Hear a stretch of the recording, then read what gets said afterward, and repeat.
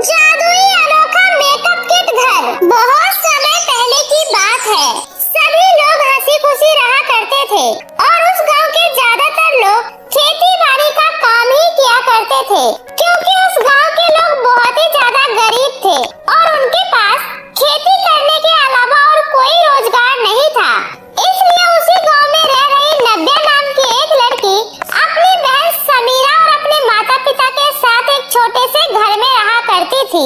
और नव्या का परिवार भी बहुत ही ज्यादा गरीब था, इसलिए वे लोग अपना घर चलाने के लिए दिन रात अपने खेतों में काम किया करते थे और साथ ही नव्या और समीरा भी अपने माता पिता के साथ खेतों में काम किया करती थी, जिस वजह से उन लोगों का चेहरा बिल्कुल काला पड़ गया था और वे लोग दिखने में भी कुछ ज्यादा सुंदर नहीं थी।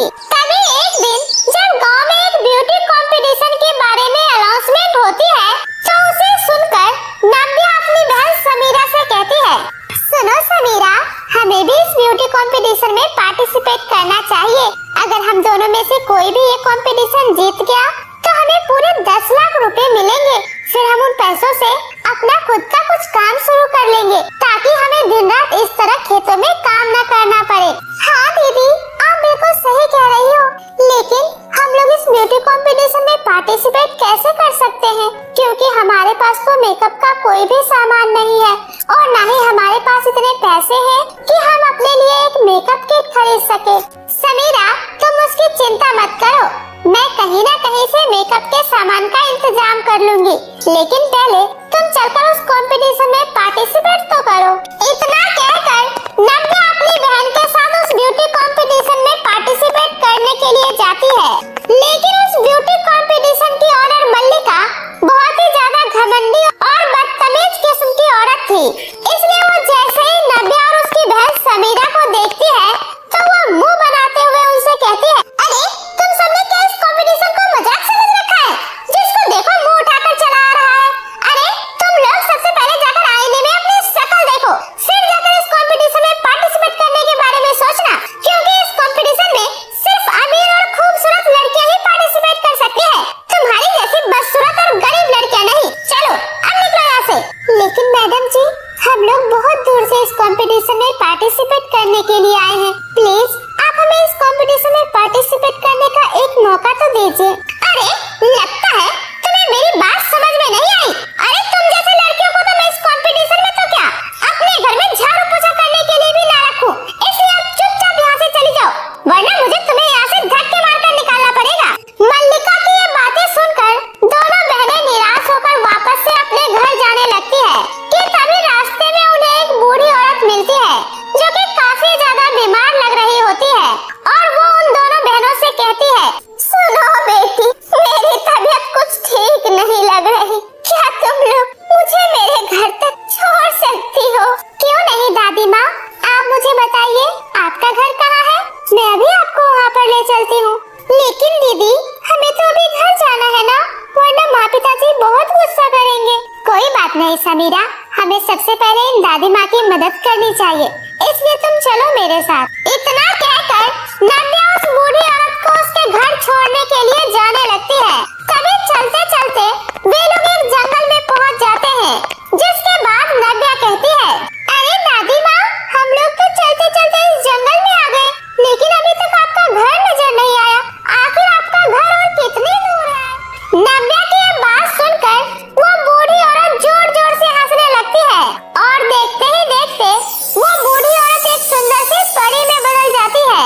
ये सब देखकर दोनों बहनें बहुत ही ज्यादा हैरान हो जाती है, जिसके बाद वो परी कहती है, घबराओ मत तुम दोनों, मैं परी लोक से आई हुई हूँ और मेरा नाम उर्फी परी है और मैं तुम लोगों को यहाँ सिर्फ मदद करने के लिए आई हूँ, क्योंकि मुझे तुम्हारे बारे में सब कुछ पता है और मुझे ये भी पता है कि तुम दोनों बहनें उस कंपटीशन में पार्टिसिपेट करना चाहती हो, लेकिन तुम्हारे इस काले चेहरे की वजह से तुम्हें उस कंपटीशन में पार्टिसिपेट नहीं करने दिया जा रहा है, इसलिए तो मैं यहाँ तुम्हारी मदद करने आई हूँ। लेकिन भला आप इसमें हमारी क्या मदद कर सकती हो, जब हम खुद ही अपनी मदद नहीं कर पा रहे हैं? तो नव्या की ये बात सुनकर परी अपनी जादुई छड़ी से वहाँ पर एक जादुई मेकअप के सामान का घर प्रकट कर देती है, जिसे देखकर दोनों ही बहनें बहुत ही ज्यादा हैरान हो जाती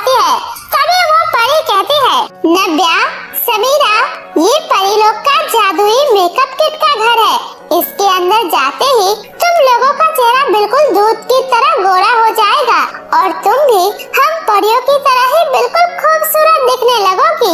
परी की ये बात सुनकर दोनों बहनें बहुत ही ज्यादा खुश हो जाती है और फिर एक एक करके उस जादुई मेकअप किट के घर के अंदर चली जाती है। और घर के अंदर जाते ही वे दोनों बहनें दूध की तरह गोरी और खूबसूरत हो जाती है और अपने आप को इतना सुंदर देखकर दोनों बहनें बहुत ही ज्यादा खुश होती है। जिसके बाद उर्फी परी कहती है, देखा मेरे जादुई मेकअप किट के घर का कमाल। अब तुम लोग बिना किसी परेशानी के उस ब्यूटी कंपटीशन में पार्टिसिपेट कर सकती हो। आपका बहुत बहुत शुक्रिया उर्फी परी, आज आपने हमारी बहुत बड़ी मदद की है। हम आपका ये एहसान कभी नहीं भूलेंगे उर्फी परी।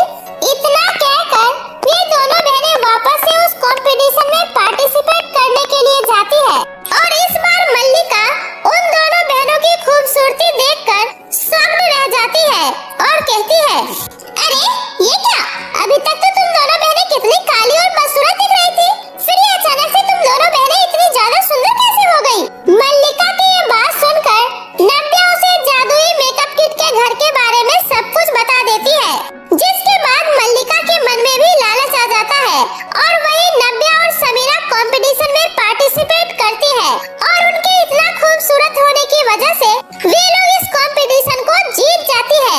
जिसके बाद उन्हें इनाम के तौर पर पूरे 10 लाख रुपए मिलते हैं और वही मल्लिका अपने लालच के चक्कर में उस जादुई मेकअप किट घर में जाने के बारे में सोचने लगती है।